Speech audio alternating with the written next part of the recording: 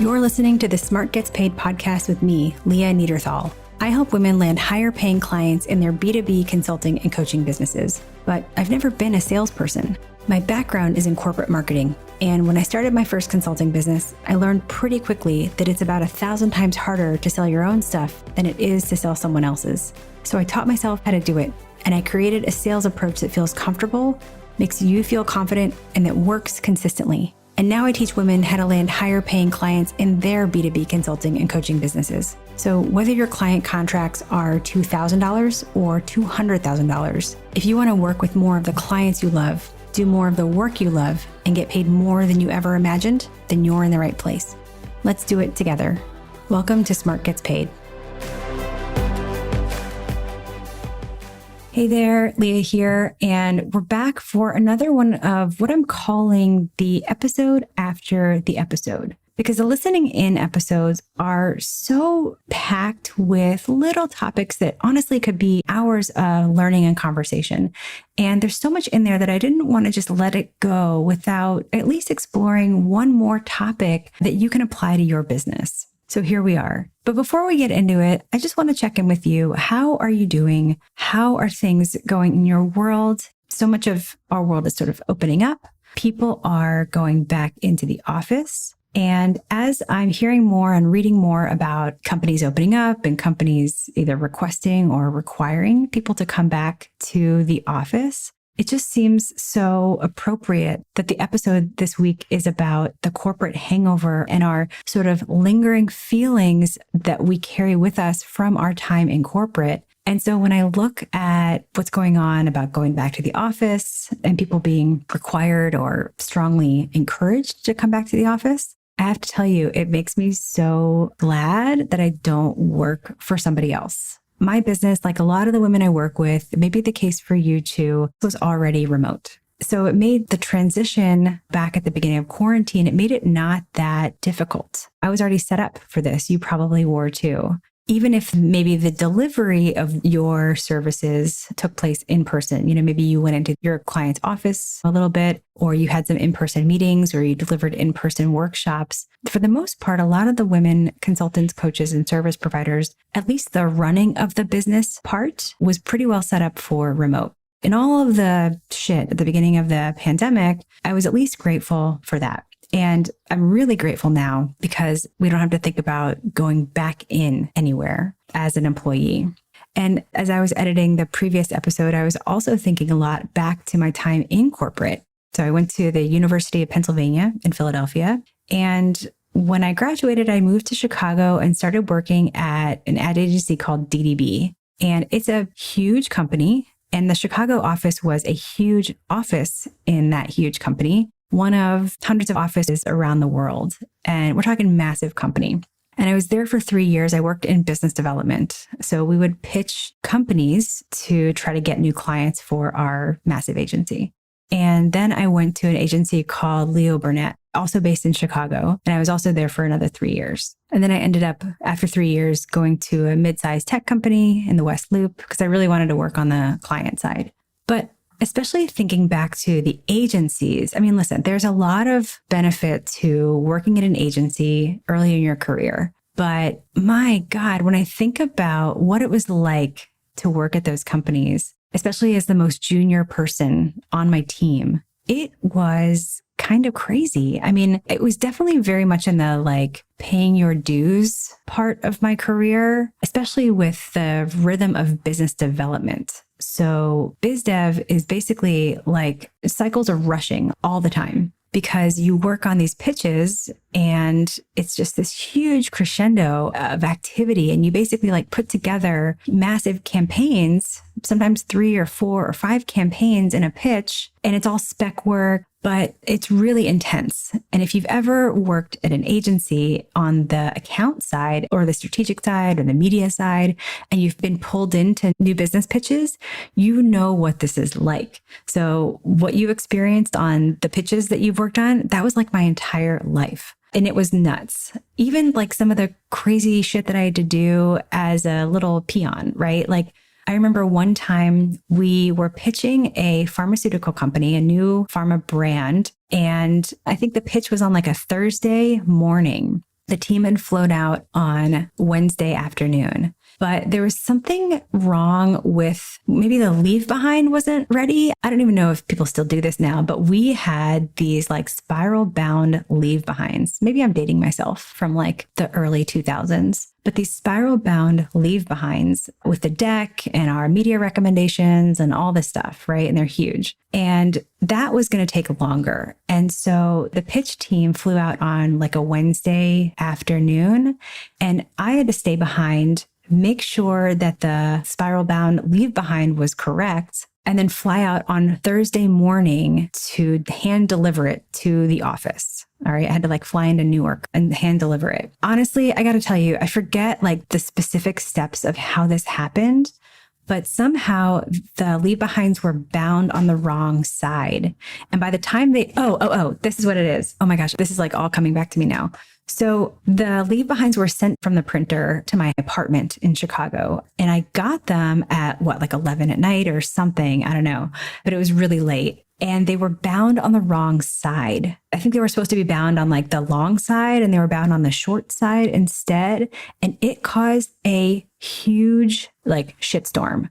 And my flight was at like 5 a.m. or some ridiculous time. And so I was the most junior person on this team. I was probably one of the more junior people in the entire company at this point. I was entrusted with these leave behinds, these decks that I had to hand deliver to the pitch. And they were wrong. And so I'm pretty sure I didn't sleep that night, but I went to the airport as scheduled. As soon as I landed on the ground in Newark, I found a Kinko's. I had to take the leave behinds to Kinko's, like whatever Kinko's I could find. There was no Uber at that time, folks. I had a cab or whatever take me to Kinko's. I had the binding cut off and rebound on the right side. So now this thing is like slightly, not the right size, but whatever. This bounding was so important, apparently, to the pitch. And, these things are huge and there were a lot of them. So it took a bit of time. While I'm sitting in Kinko's, I have a migraine because I do get migraines. And of course, I had been stressed out. I hadn't slept. I was trying to figure this problem out. I probably hadn't eaten breakfast. Anyway, finally, the leave behinds were ready. I took another cab. So I'm like rushing to get to this office, right? Rushing to get to the pitch in time to deliver this before the end of the meeting. And I remember it was like, 10 minutes before it was supposed to end. And I am rushing. I remember running to the conference room and I'm getting closer. I'm like seeing if I can make it. And I see the door open and a member of my pitch team like opens the door, holds out his hand. You can picture it's like almost like in slow motion. I like place these leave behind decks in his hand that this multi-million-dollar pitch hinged on, apparently, these leave behinds. He grabbed them, pulled them into the conference room, shut the conference room door, and I think I like collapsed into a chair outside of the conference room. It was one of the most stressful days of my career up to that point.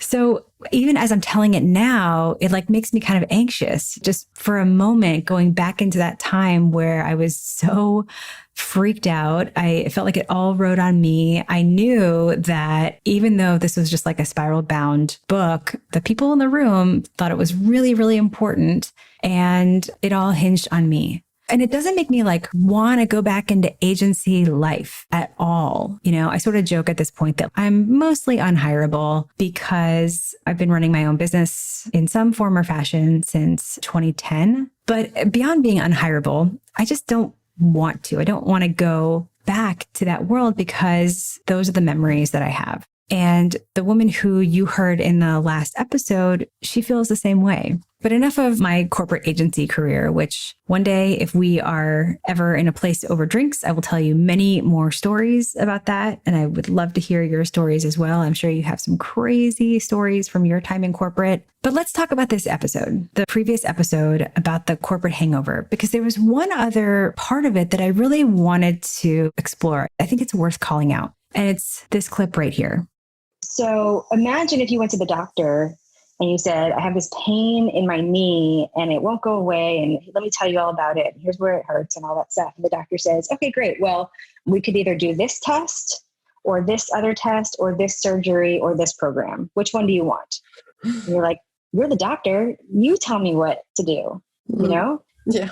So it's really up to us to recommend the right approach. So I want to just explore this idea of making a recommendation. A lot of us want to be so agreeable and make it so easy for our clients and not offend anybody and not be too pushy. So I see a lot of like, however you want to do it, or, a lot of like, here are the options, just pick from a menu, which services you want. A lot of like leaving it up to the client to decide how they want to move forward. And what I said in this clip was true. I mean, clients often don't know how to solve their own problem, and they don't know the next step. I mean, they might know from a rational perspective, but clients are crazy busy.